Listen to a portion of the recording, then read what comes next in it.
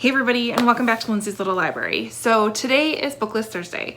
BookList Thursday is something I do with Sarah over at Sarah's Nightstand. We come to you every Thursday with some sort of book, thoughts, ideas, recommendations, something bookish related. So today's BookList Thursday is our 5-star prediction follow-up. So we came to you about 3 months ago, and this round of 5-star predictions, we actually teamed up with Vicky from Vicky's Book Nook. Again, her link is below along with Sarah's.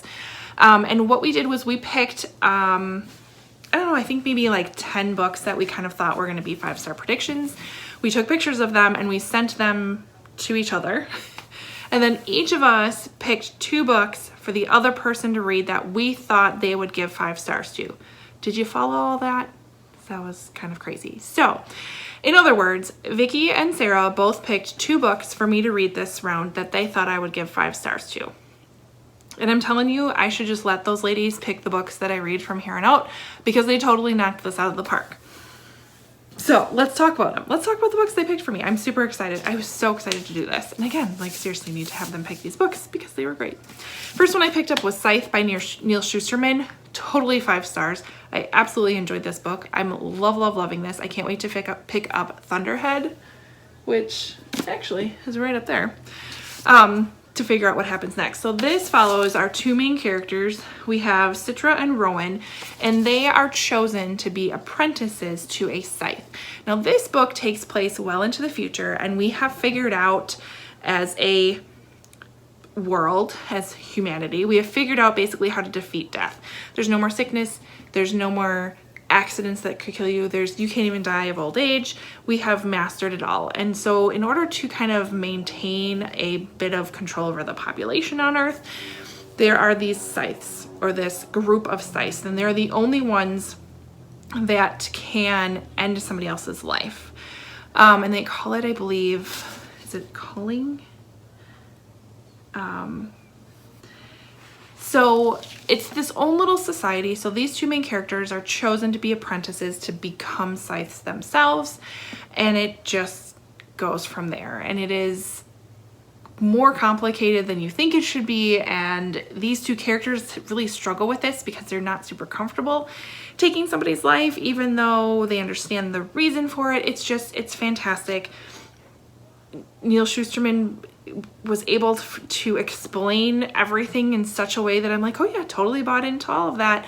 And then threw me some curveballs. It was fantastic. 5 stars. I love this book. And I think Sarah picked that one for me, if I'm right.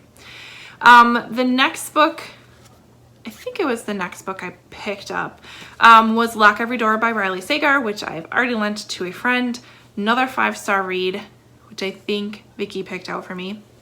But Lock Every Door follows our main character as she is kind of down on her luck. She lost her job. She's living with her friend, sleeping on her couch in New York, and she's kind of in this like lost place. And she answers an ad, I think it's on Craigslist or some sort of something like that, to be an apartment sitter. And so she calls and they sets up an interview, and she goes to the address and finds out it is this like landmark of a building called the Bartholomew. It is a apartment building that's right on Central Park in New York City. And she's just like, oh, this is kind of strange. Like, I'm going to be an apartment sitter here. But she kind of pushes those feelings aside and goes through with the interview. And the interview is very interesting, and they're very interested in her as a person. And there's a few rules she has to follow if she does watch this apartment, and that is she has to stay in the apartment every single night. She shouldn't ask any questions of any of the other residents there, and that's about it. So she's like, all right. And then she's told she's going to be getting paid thousands of dollars to kind of watch this apartment for the next few months. And she's like, you know what? I'm in a position I can't say no to this. So she doesn't say no. She totally signs up for it. And craziness ensues from there. It was twisty and mysterious and fantastic. I loved it. I'm officially a Riley Sagar fan. I will definitely be purchasing every one of his books from here on out because I just could not get enough of that book. I'm currently reading his new one, Home Before Dark. Same exact thing. I cannot stop. So definitely 5-star read. And thank you, Vicky, for getting me back onto the Riley Sagar train because it was a push I needed. It was fantastic. The next book that I picked up was Vicky's other recommendation, and that was Confessions by Kanae Minato.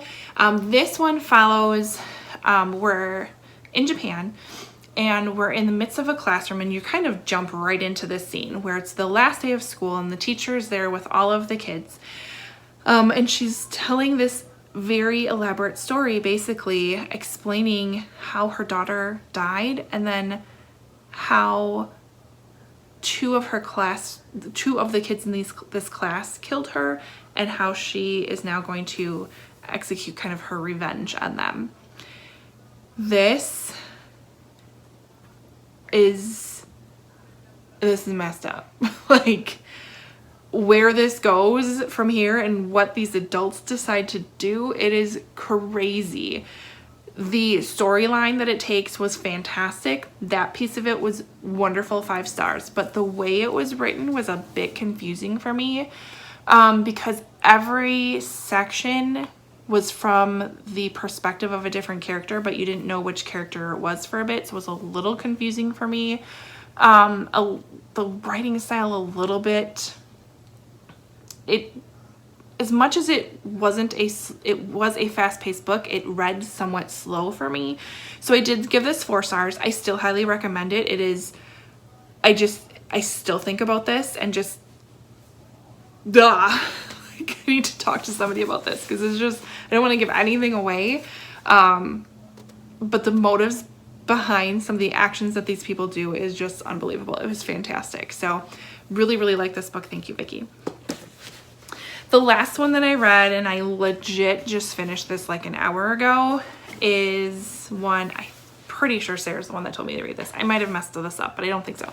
Is The Unhoneymooners by Christina Lauren. I can't speak enough about Christina Lauren, and I've only read like one of their books. Now I've read 2, and I can still like stand on my soapbox and praise them and how wonderful they are. But this is a fantastic book. This follows our main characters, Olive and Ethan. And we're at the beginning of the book where Olive's twin sister Amy is getting married to Ethan's brother, and Olive and Ethan just do not like each other. They have never liked each other. They have never gotten along. And so they have to like somehow make it through this wedding day for their respective siblings.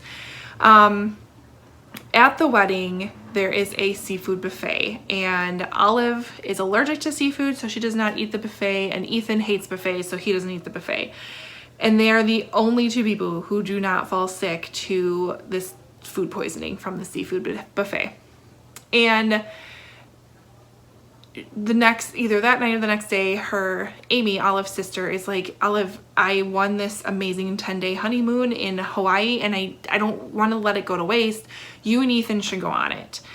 So they do. Even though they hate each other, they go to Hawaii for 10 days. And it's awesome. It is so awesome. Some of the funniest little one-line zingers are in here because they just can't stand each other, so they are snarky as snarky can be to each other all of the time. There's referencing to being slapped, like to it feeling like a slap by a dead lizard. I don't know. The best one yet was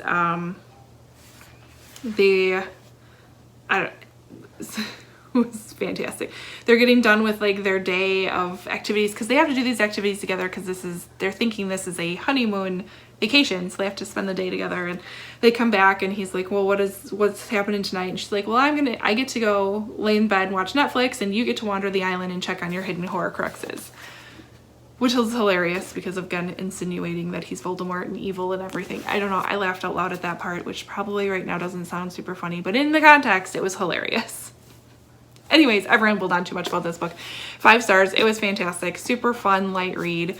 It will make you laugh. It's awesome. So those were my 5-star predictions. 3 5 stars, 1 4. That's not bad at all, considering my last 5-star prediction round didn't go so great, but that's okay. Don't forget to go and check out Vicky's channel and Sarah's channel and see how their 5-star predictions went. I hope they went good, because I picked out their books. It always makes me nervous. Otherwise, stay tuned for next week, and we will announce our next round of 5-star predictions and who's going to join us, which I'm super excited about. Otherwise, like, comment, subscribe, and I'll see you next time. Bye.